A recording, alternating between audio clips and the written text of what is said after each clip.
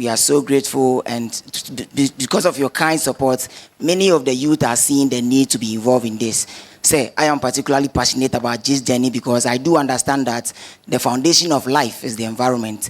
And once the environment starts going bad, it simply means that we are going to have more people walking to the hospitals. And no matter what, we cannot guarantee beds for 100 people falling sick in a day. So we are so grateful, and we say with this, we are going to push even much harder to reiterate and to state that indeed Ghana is the gateway to Africa, and we must start to ensure that we have cleaner space everywhere. Finally, sir, before I conclude, I also want to remind you that as a student of history, I know that as far back 1996, Rwanda was fighting genocide. Sir, today they are the cleanest city in Africa. It saddens my heart because I know Ghana hasn't gone to any war, meaning that we can do much better. But we need to, say, deliberately involve young people in the campaign of environmental sustainability. I remember an advert that talks about drugs when I was young, that says, "Akwalawo kohin, muowi, muo cocaine." I still remember these ads after 30 years. All I'm trying to say is that infographics are very powerful too. We need to deliberately put them on our media spaces in order to change the mindset of the collective. Oh, hi, this is Jackie, and you are watching Morris TV.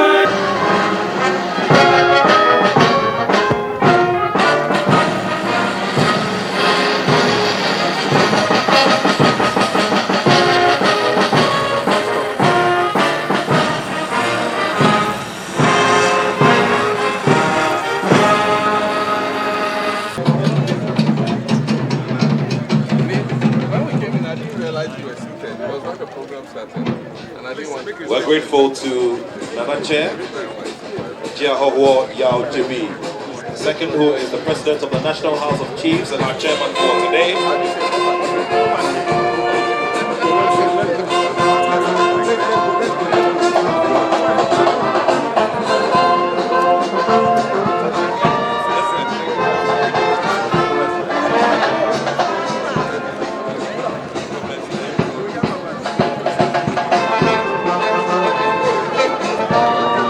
Between House of Folk and Olidade.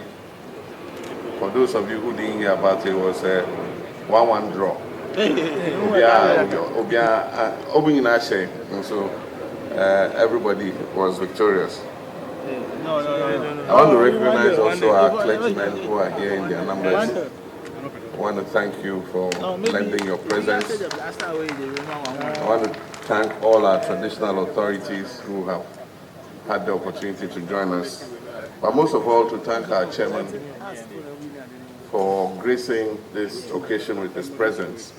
He represents the chieftaincy institution to be an integral part of this program in order that it makes it a success. Every society has values, and in all societies, one most important value is the value of cleanliness. If you take any religious denomination, whether you're a Christian, you're a Muslim, or you belong to African traditional religion, all of them say and respect the slogan that cleanliness is next to godliness. You cannot be a godly person if you live in filth. You cannot be a godly person if you're not clean. And so whether you're a Christian, you're a Muslim, or you believe in Belekbeji or whatever, they all believe that cleanliness is next to godliness. And that has been part of our traditional value systems. I know that when I was growing up, anytime I vacated from school and my father made me go back to stay with my mother in Damango at the time, early in the morning, my mother, my aunties, my sisters, and we the children will be waking up at 5 a.m. and all of us will be given brooms. We will sweep the whole compound. We'll go outside the house and sweep around the whole house and gather every litter. That was a part of African traditional practice. Unfortunately, today, that value system has broken down. You have people living in a family house, in a compound house.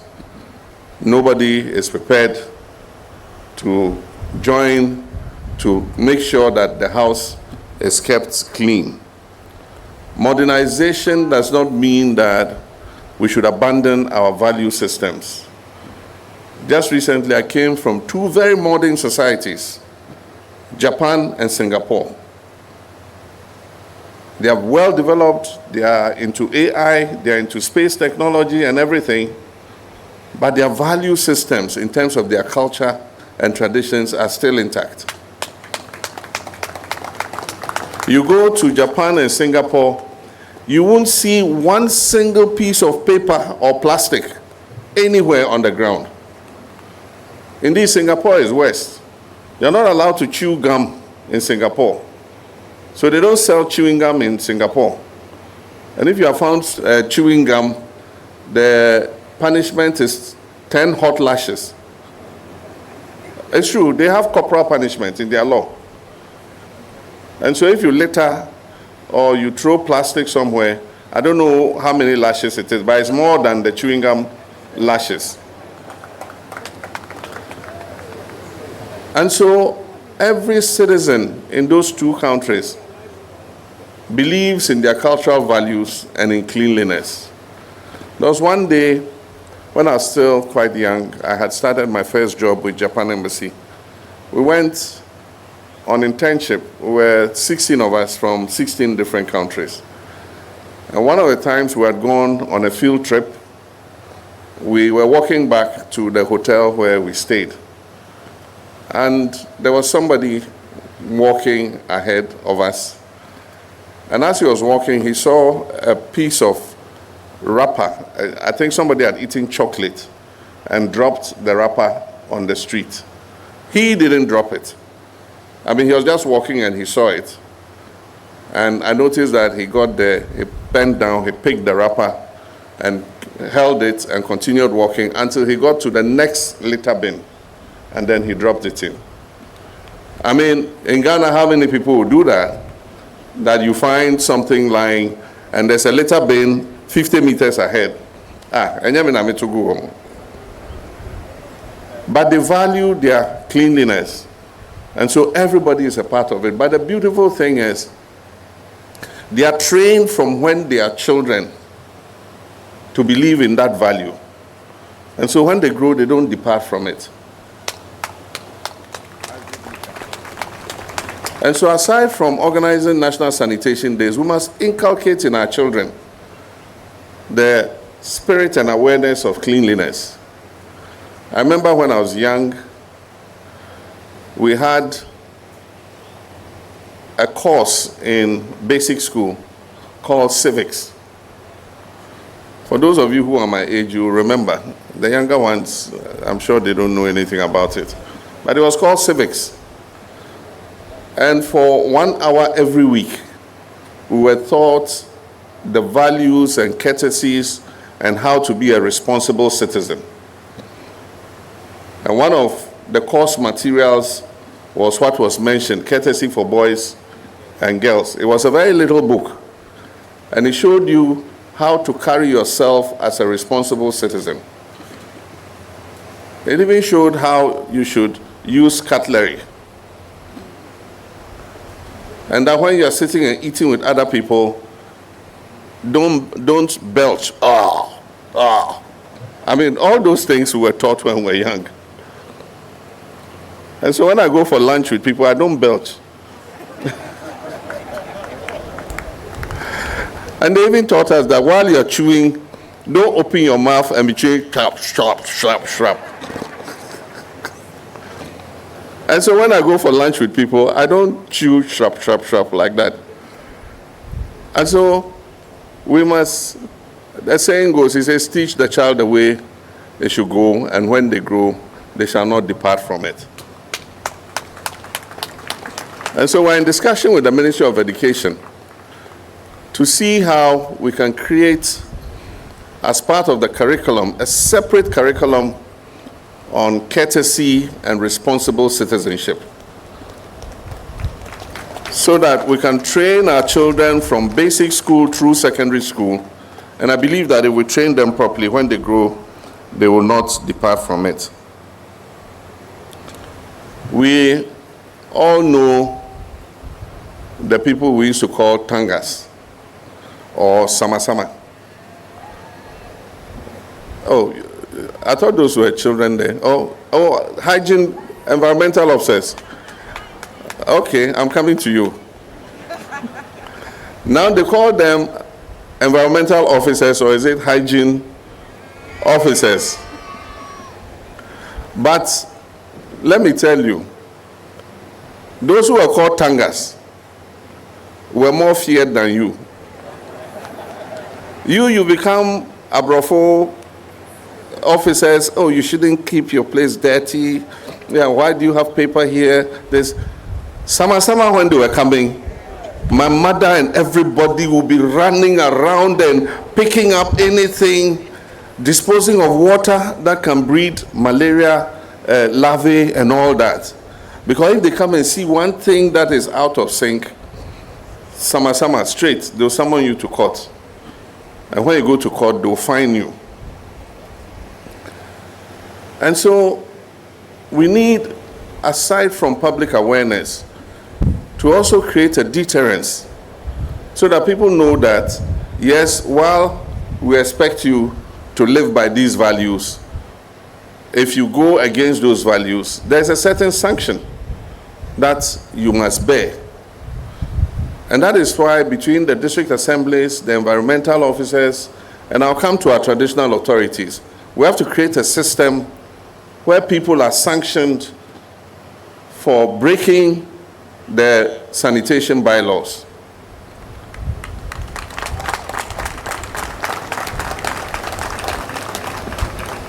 People take rubbish and go and dump it anywhere. And that is the more difficult to take. For instance, one day we were driving during the campaign and one of our vehicles busted a tire. And so we stopped, the whole convoy stopped to repair the tire. And so I was standing by the roadside. And all along the roadside, the highway, were bottles, plastic, takeaway bowls. I mean, just name it. And that one, who is going to go on the highway to go and pick those things? At least in the communities, if you dump it here, we can do National Sanitation Day and clean it up. But what of on the Accra-Bolga road? When are we going to get people to go all along the road to Bolga and pick things up? And so dumping out of vehicles is even more dangerous because they are not putting it where we can go and collect it. But these are all things that we should draw attention to. Now I come to the role of chiefs. Our chiefs were the leaders when it comes to voluntarism and communal labor and cleanliness. Unfortunately, with independence, new constitutions and all that, the authority of the chiefs has been eroded in terms of the power that they can exercise within their traditional areas. I am in favor of restoring some of the authority back to chiefs, especially in respect of our environment and sanitation. We have a national constitutional review process ongoing, and in that process, some amendments will be done to the Constitution. Issues dealing with chieftaincy are in Chapter 22 of the 1992 Constitution, and I think that the National House of Chiefs and all the Regional House of Chiefs must look at that chapter properly so that we can bring amendments that will reinstate some of the powers of the chiefs. I believe that in every community there's a chief. And so if in every community there's a chief, we can put a sanitation court in the palace of the chief.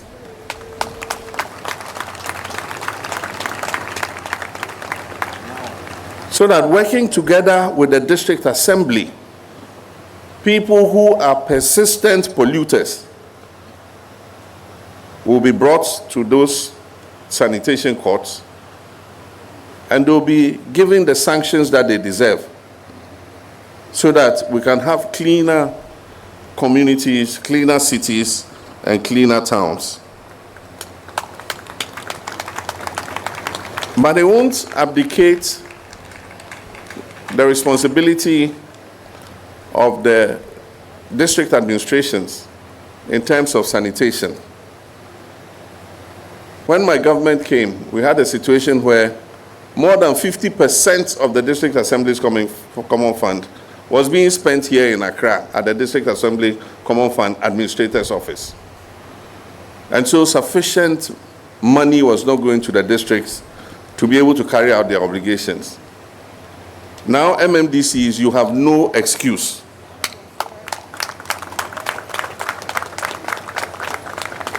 I directed that 80% of money due to the District Assembly's Common Fund must go directly to the MMDCs. And so you can't tell me you have an excuse of lack of resources. You have the resources, and if you remember when we were inaugurating you, I told the local government minister to tell you that one of your key performance indicators is the cleanliness of your district. It is your #1 KPI. And so when we come to assess and evaluate your performance, we're going to look at how you handle sanitation as one of the key performance indicators. And sanitation is actually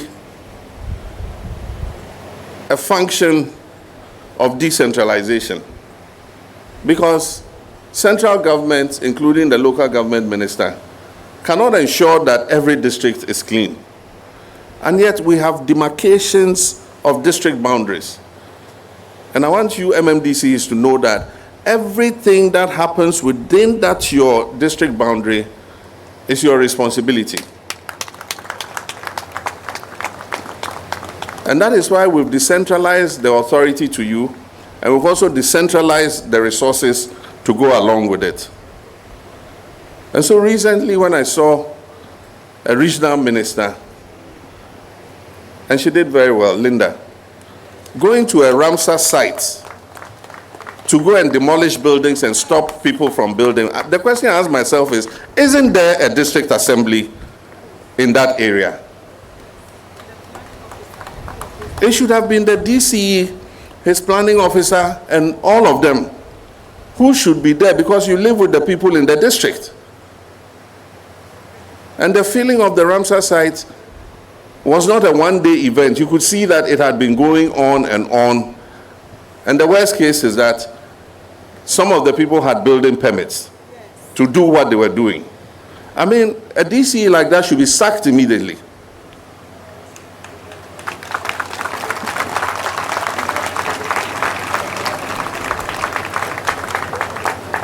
But I know it didn't start with the DCE there. It had started in the previous government. But I'm drawing your attention to it so that tomorrow when you get a sack letter from me, you know why you received the letter.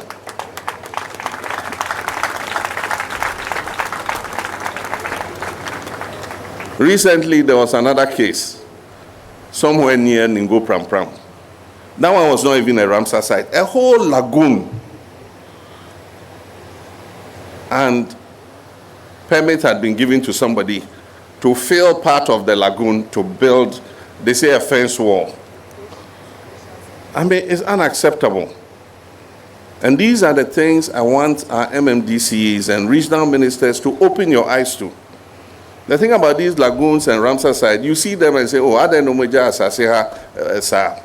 they serve a useful purpose.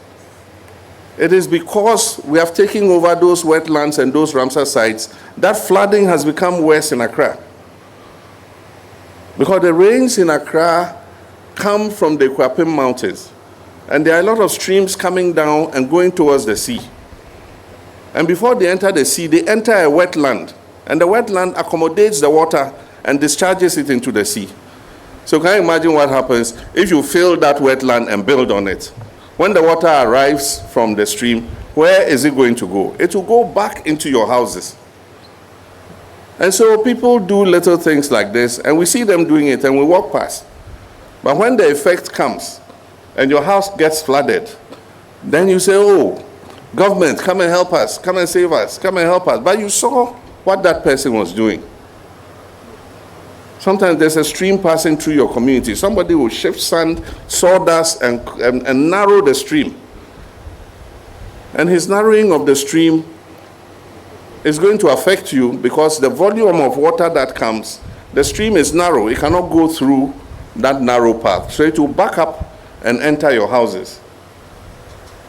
And so let all of us be watchdogs of sanitation and the environment. And like I said, I'll hold the DCs responsible for your districts, but it will not only be for sanctions and punishment, it will also be for encouragement. I've asked the minister to put in a system of awards for the cleanest districts. And the cleanest districts will get very handsome awards.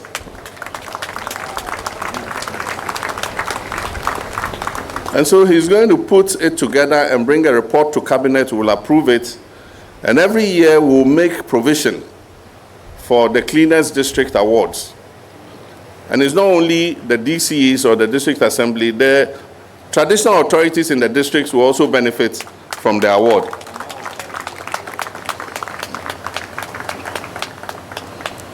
Today, the spirit of voluntarism is dying. Before we would all come out, the chief will beat the gong gong, everybody comes out, and then we'll clean our whole community, or we'll go and do some public service. Today is very rare to find that. But there's a little group of young people that consistently volunteer their time and energy to help keep our country clean. I encountered them last year because I saw them on social media, and they call themselves the BUZSTOP boys. So I want to commend them. After I finish speaking, there's some other ceremony we'll do to assist them to continue with their spirit of voluntarism. But there should be many more BUZSTOP boys. It shouldn't be only them. There should be others emulating their example. And so we need to recognize them so that everybody can follow the example they are making.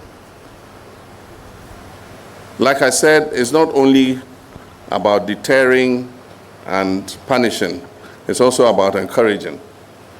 And so from next year, and we'll choose the best districts, but we have the 10 kilometers per constituency program. And we're starting with 166 constituencies. And so every year, we'll do 10 kilometers of roads and drains and pavements so that we can improve the general aesthetics of your districts. And so we'll choose 166 constituencies. Some districts have 2 constituencies, others have 1. And so we'll choose the 166, but it will also depend on your responsiveness in terms of sanitation and all that. And when we have done that, we expect that it will improve the general environment of your districts. And if it does, our expectation is that you keep the drains clean, you make sure that those streets are clean. What is the use of coming to rehabilitate your roads and build drains and pavements only to come and find them littered with garbage? And so that would also be an incentive for districts to keep themselves clean. As part of the 24-hour economy too, we want to bring regulation so that a lot of the sanitation work and the garbage collection takes place at night. It doesn't make sense when in the morning we have gotten up to go to work and we are in the rush hour traffic, and that's when a boiler truck too has gone to collect garbage and is competing with cars on the road. In the night, from 8 o'clock, 9 o'clock, most people go home and the roads are freer. If you go and collect your boiler and you are taking it to Amasama or to wherever, it will be easier for you than during the day when everybody is using the road. And the worst one is the ones who go and pull that liquid thing. I don't want to spoil your appetites. When they come and empty your cesspit, you know, day-to-day time, you are carrying this thing around, and some of them are not very well maintained, so you can see the flies and you can smell the poo-poo following them. You know, we must do regulation to ensure that they do that at night so that they are not a public nuisance.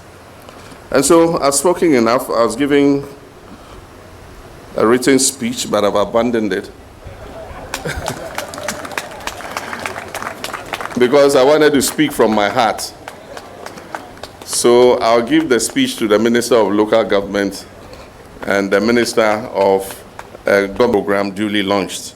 And as you've been told, it will be the first Saturday of every month. And so on behalf of government, on behalf of the people of Ghana, I have the honor and privilege of declaring the National Sanitation Day program duly launched. I'm supposed to press this button. If it works,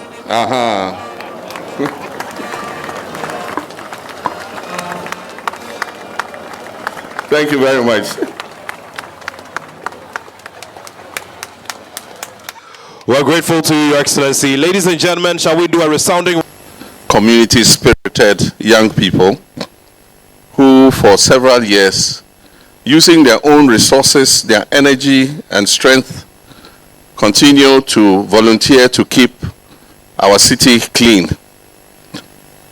My attention was drawn to them, as I said, last year, and that was because they were appealing for a tricycle to be able to cut away the garbage when they have removed it.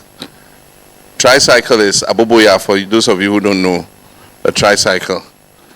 And so I donated a tricycle to them. And since then, I've been seeing the good work they do. They take a long stretch, they remove the pavement slabs, and they go into the gutter and scoop the gutter. And by the time they finish, you see water is flowing through the drain. So today we decided to honor them and make a presentation to them so that it can facilitate their work. And so I got the Chief of Staff and the Ministry of Local Government to put their heads together. And they have these items that are arranged over there. They have 200 wheelbarrows. They have 300 shovels. They have 300 brooms. That is the local broom, prior, and then the one with a stick, standing broom. There are 300 of those. Then they have 300 hand gloves. You know, when you're doing sanitation, you have to wear gloves in order not to carry infection. Then they have brushes, they call them standing brushes. And there are 280 of those. Then they have what they call short brush. I'm not exactly sure what that is, but there are 20 of those. And then they have 300 buckets, plastic buckets, 300 of them. And so we're going to present it to them this morning in recognition of their work, the work they do, and also to facilitate and make it easier for them to continue doing what they do. If other volunteer groups come up, we'll recognize them the same way and assist them to also be able to help the community. So bring me one of the brooms. So it's my honor and privilege to present these items to the BUZSTOP boys. And so your leader can take charge of it. Thank you very much.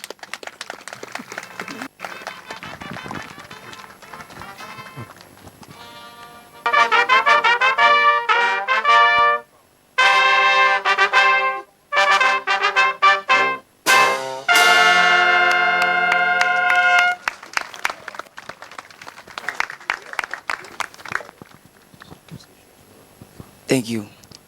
To the chairman of this beautiful ceremony, all protocol duly observed, and to the president, I call you the father of volunteers, because at the time you gave us the 50,000 was at the hardest point of our lives, where we wanted a mini excavator to be able to do a lot of the silting. And fast forward today, I'm so grateful personally, because at the end of the day, it started with me. And everybody here also saw the need to join. We are so grateful. And let me also remind you, Mr. President, there are already existing 12 young volunteer groups doing same as we do. The likes of Keep Kumasi Cleaner in Kumasi, the Brotherhood is in Koklobite, the Ghanaian youth are somewhere, was the name Choco. Say, we are so grateful, and because of your kind support, many of the youth are seeing the need to be involved in this. Say, I am particularly passionate about this journey because I do understand that the foundation of life is the environment. And once the environment starts going bad, it simply means that we are going to have more people walking to the hospitals. And no matter what, we cannot guarantee beds for 100 people falling sick in a day. So we are so grateful, and we say with this, we are going to push even much harder to reiterate and to state that indeed Ghana is the gateway to Africa, and we must start to ensure that we have cleaner space everywhere. Finally, sir, before I conclude, I also want to remind you that as a student of history, I know that as far back 1996, Rwanda was fighting genocide. Sir, today they are the cleanest city in Africa. It saddens my heart because I know Ghana hasn't gone to any war, meaning that we can do much better. But we need to, say, deliberately involve young people in the campaign of environmental sustainability. I remember an advert that talks about drugs when I was young. That says, "Akwalawo kohin, muowi muo cocaine." I still remember these ads after 30 years. All I'm trying to say is that infographics are very powerful too. We need to deliberately put them on our media spaces in order to change the mindset of the collective. Thank you, sir.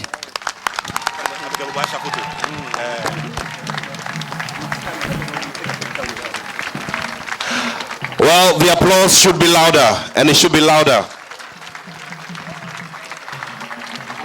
The BUZSTOP boys representing what can be positive about the youth of Ghana, showing great example and getting the attention of authority with His Excellency the President at the helm. A great gesture indeed, which will go...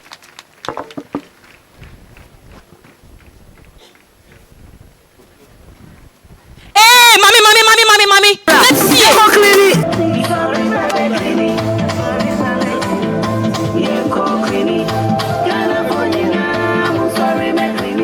Yeah,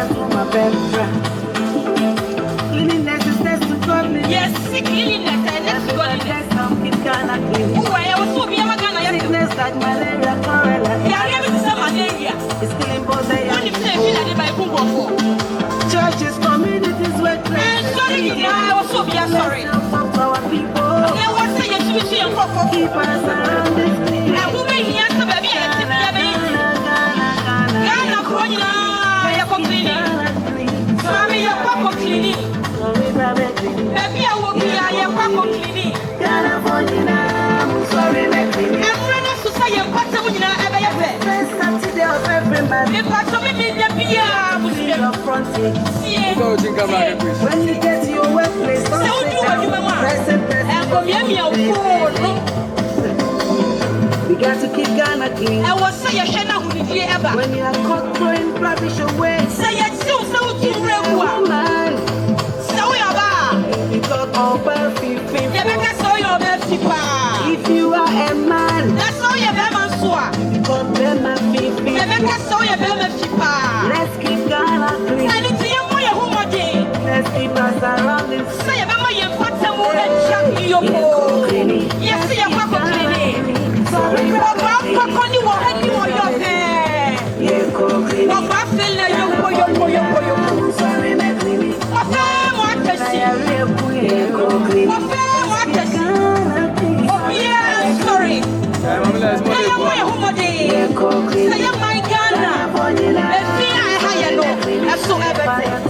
Mommy, what's the dear kind of?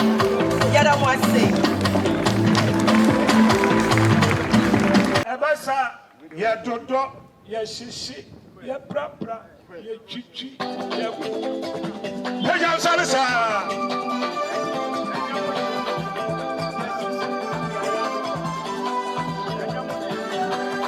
God bless you.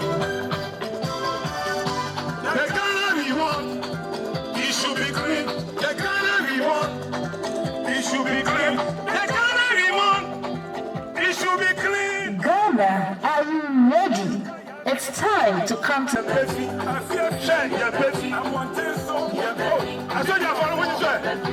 Hey, you know, see. God bless you all. God bless you all. God bless you. Thanks for watching. Please like, subscribe, and click on the bell for more updates.